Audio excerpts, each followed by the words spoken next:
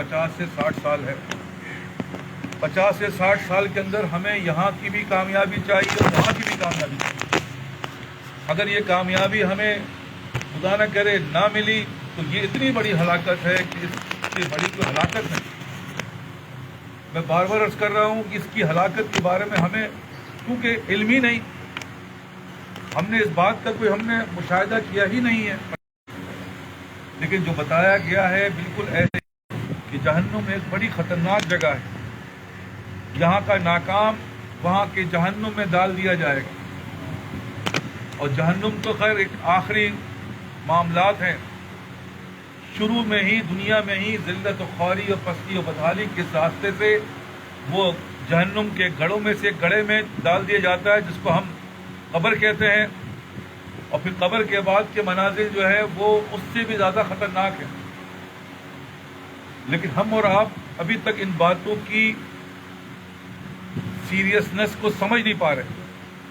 ہم یہ سمجھ رہے ہیں کہ شاید یہ ایسے ہی ہے. ہرگز ایسا نہیں ہے. لیکن میں بار بار عرض کر رہا ہوں ہرگز ایسا نہیں ہے. جو بات کہی گئی ہے وہ حق ہے، وہ سچ ہے. اور جتنی جلدی ہم اس دنیا کے اندر ان چیزوں کو حاصل کر لیں گے دنیا سے ہی اس کی مراش ملنا شروع ہو جاتی. اللہ تعالیٰ دنیا ہی کو ایک جنت کا نمونہ بنا دیتا ہے. ورنہ اس کی نشانی میں نے پہلے بھی عرض کر چکا ہوں یہی ہے کہ دنیا ہی سے اس کی زندگی میں سوائے ذلت پستی اور بدحالی کے سوا کچھ نہیں ملتا. اس کی مثالیں بار بار دی جا چکی ہیں کہ دنیا کے ایک ایسی لعنت کا مطلب کیا ہے. شیخ سعدی علیہ رحمت نے فرمایا ہے کہ بزندہ نے لعنت گرفتار کر کہ شیطان جو ہے وہ لعنت میں گرفتار ہوا ہے. اور گرفتاری کا مقصد ہم دنیا کے لحاظ سے یہی سمجھ سکتے ہیں جیسے ہم جیلوں میں گرفتار ہو جاتے ہیں. ایک گرفتار آدمی جو ہے وہ کیا کر سکتا ہے؟ اس کے سارے رائٹس ختم ہو جاتے ہیں.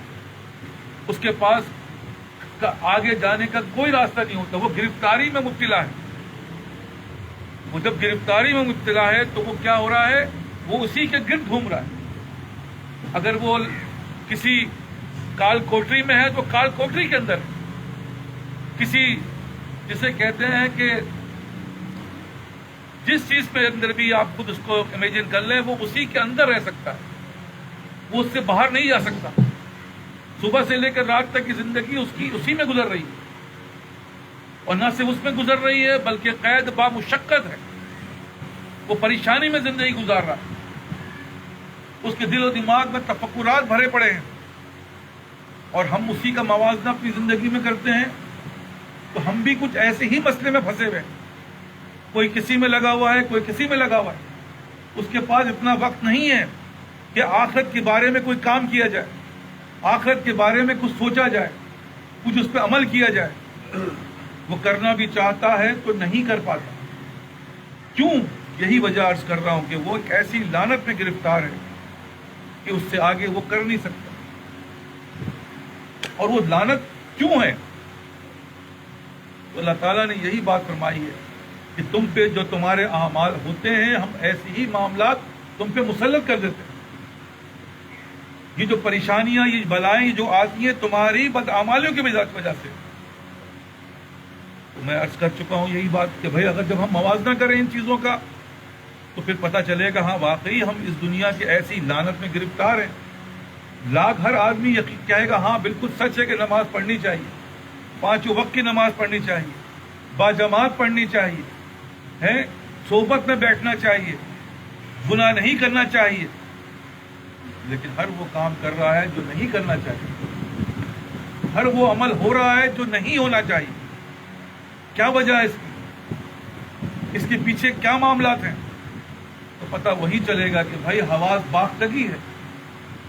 حواس جو ہے اس کے باختہ ہو گئے ہیں. وہ دماغ اس کا کام نہیں کر رہا. وہ ایسی لعنت پہ گرفتار ہے کہ جس کے اندر وہ پھنس گیا ہے. اور جب تک اس کو وہاں سے نکالا نہ جائے، جیسے انسان دنیا کے لحاظ سے سمجھنے کے لیے کوئی آدمی بیمار ہو کر کہاں چلا گیا؟ وہ قومے میں چلا گیا. اس کو فالج ہو گیا ہے. اگر وہ فالج والا ہے تو وہ آنکھ تو کھول کے دیکھ رہا ہے لیکن ہاتھ پیر اس کا کام نہیں کر رہا. اس سے کہا جائے کہ بھائی تمہیں یہ کرنا چاہیے، وہ کہتا کرنا تو چاہیے لیکن میرا ہاتھ ہی کام نہیں کر رہا، میرا پیر ہی کام نہیں کر رہا، میرا کوئی بھی عمل کارآمد نہیں ہے۔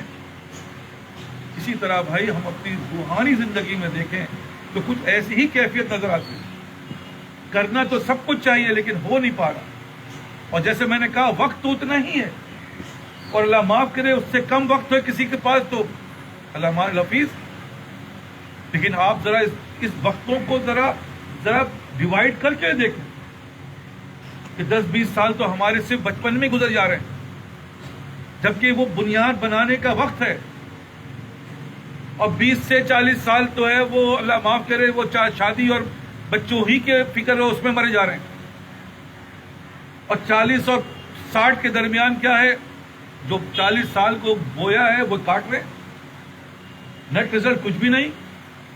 ترقی کا وقت کدھر ہے؟ کس وقت تم اپنی زندگی اور آخرت کو بناؤ گے؟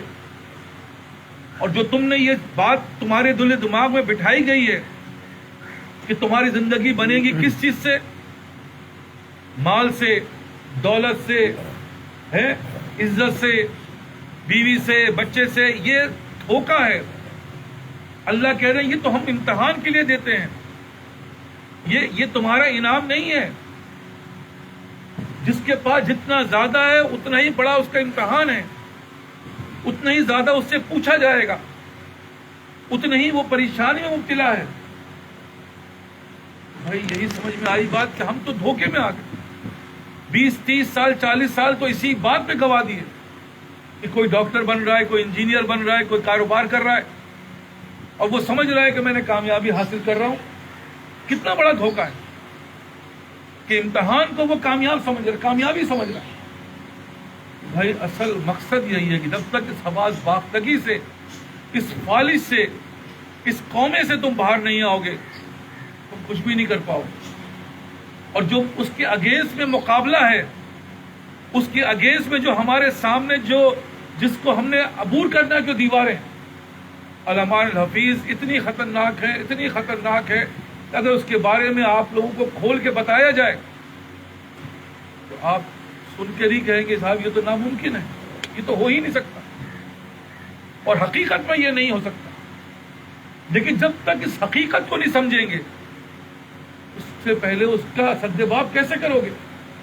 تم اس حقیقت کو غلط سمجھ رہے ہو کہ میرے پاس پیسے ہوں گے تو میں کامیاب ہو جاؤں گا، تو جا کے پوچھو پیسے والوں سے۔ میرے پاس جو ہے وہ اولاد زیادہ ہوگی تو میں کامیاب ہو جاؤں گا، تو جا کے پوچھو ان اولاد والوں سے۔ میرے پاس ایک بیوی کے بجائے 4 بیویاں ہو جائیں گی تو میں کامیاب ہو جاؤں گا، جا کے پوچھو۔ تو بھائی یہ سب دنیا میں موجود ہے نا، جا کے ایک دفعہ معلوم تو کر لو کہ ایسا نہ ہو دھوکے میں رہو۔ لیکن جس نے اللہ کی باتوں کو مانا، جس نے نبی کو سنت کو اپنایا، ان سے بھی جا کے پوچھو کہ آپ کی زندگی کیسی ہے، اور پوچھنا چلو جاؤ گے کہاں؟ آج کل تو نیٹ کا زمانہ ہے یار، دیکھو تو ہسٹری اٹھا کر، تو ساری کی ہسٹری تمہارے سامنے آ جائے گی، اور دیکھ لو کتنی دیر لگے گی۔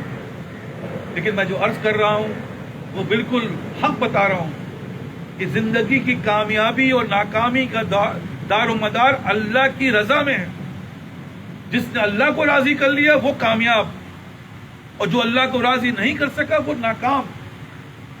اور میں جیسے عرض کر رہا ہوں کہ ان ساری چیزوں کے لیے اللہ تعالیٰ نے چند باتیں بہت واضح فرما دی۔ ہر آدمی کہے گا کہاں جا رہے ہو؟ جنت میں جانا ہے۔ ارے بھائی جنت کی رکاوٹوں کا پتہ ہے تمہیں؟ جبریل علیہ السلام کو بھیجا ہے، جبریل جا کے جنت دیکھ کر آؤ۔ جبریل علیہ السلام جنت دیکھ کے یا اللہ ایسی زبردست جگہ، یہاں تو ہر شخص آنا چاہے گا۔ اور اس کے بعد کہا اب جا کے دیکھ کر آؤ۔ تو دوبارہ گئے تو انہوں نے کہا یا اللہ اس میں تو 1000 میں ایک آدمی پہنچ سکے گا، اتنی رکاوٹیں۔ تو بات کو یہی عرض کر رہا ہوں، اتنی رکاوٹیں اللہ کہہ رہا ہے، جبریل کہہ رہے ہیں، نبی کہہ رہے ہیں، سب کہہ رہے ہیں، اور ہم اور آپ جو ہے وہ بغل بجا رہے ہیں بھائی انشاءاللہ، سبحان اللہ، ماشاء اللہ، ہے کیکڑ میں آم نکل کے رہے گا۔ کیا ہمت کرتے جا رہے ہیں؟ ای خیال استا محال استا جنو، کیا پاگلوں کی باڑ میں پڑے ہوئے ہو؟